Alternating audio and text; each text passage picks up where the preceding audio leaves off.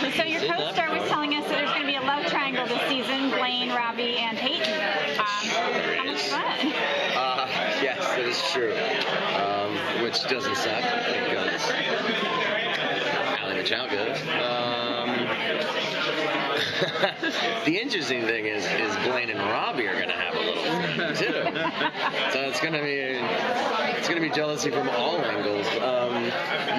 Thank you so much. It's going to be it's going to be a lot of fun to play with that. And I love working with both of them, and looking forward to seeing what they got working up for us. So at the end of season 2, or coming towards the end of season 2, Blaine took what is potentially the cure, but he started to lose his memory.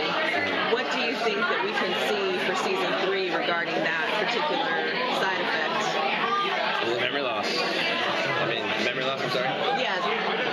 Yeah, it's continuing, so you don't really know if he's faking or not, you know.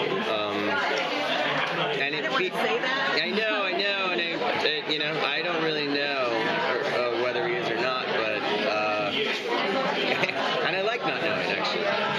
And I'm glad they haven't told me because so I can play the truth of it. It is a bit castrating for Blaine.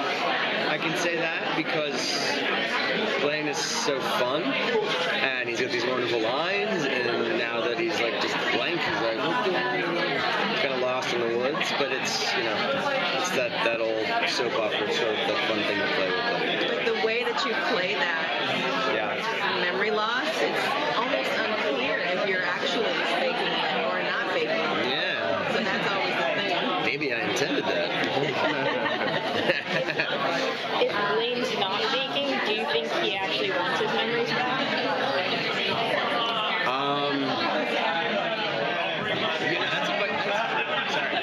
That's a fucking interesting question. That's an interesting question because I guess if he isn't faking it, like he's been told about it. Right? Robbie told him about it, so he's been inundated with it. But I don't think he would. Yeah, no way. To hear all this terrible stuff that he's done, no way. But I'm sorry that took so long. It wasn't easy, no. But do you see Blaine as being the bad guy, really, or is it just a little bit more complicated than that? I've gotten that question a lot throughout the years because all I've ever played is bad guys. That's all I have to draw up on, really, truly. There's been a scant few protagonists. What was the question? Do you think he's really a bad guy, or is it a little bit more complicated? Yeah, it's a little more complicated, and you can't play. The bad can't play it bad. You know what I mean? The bad just comes out. You gotta play it like this is his right. He's on the right side of his road, and he's gone through a lot. He's done a lot of terrible things, but a lot of terrible things have been done to him, and daddy issues.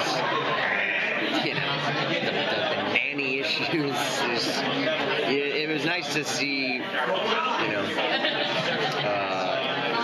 get filled in a little bit more about why he is who he is. What's the dynamic going to be between him and Liv this next season? I don't really know. They've always had this, they don't like each other, but they need each other kind of thing, and I think more of that. We're going to see more of that. How fun has it been playing this character? Because it's changed so much since the first season. Like, the way your character has evolved a little bit. Because towards the end, before you took the cure, you were kind of like doubting which path you were going to take. Yes. With the whole cemetery, mortuary business with the zombie stuff. Because there was a little bit of ambivalence in your wanting to partner up with certain people. It's been a lot of fun. Of course, as an actor, you want to diversify your portfolio and play as many different characters as possible. So when you can play a couple different characters within the same character, that's only for me. And the funny thing about Blaine is he's as close to David Andrews as any character. mean, I've only killed like a couple people, but so I mean, they really write for our voices as us really well. I think the writers would be like, you know, Blaine would sound great saying that. You know, it would sound rad saying that. David sounds rad. That's why they got me singing all the time. Diane wants to hear me singing all the time.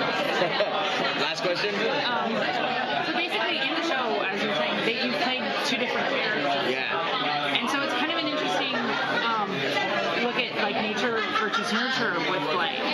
Which do you think it is, at least for him? Nature versus nurture. Yeah. We've seen two different versions of him, blank slate and. Yeah, I don't know how to answer that. I'm sorry. I truly don't. Like, because I'm an idiot. Did you simplify it for me? Like nature versus nurture as far as his upbringing, or? Well, like if he has a memory loss, then how much of him is as evil as maybe we have seen?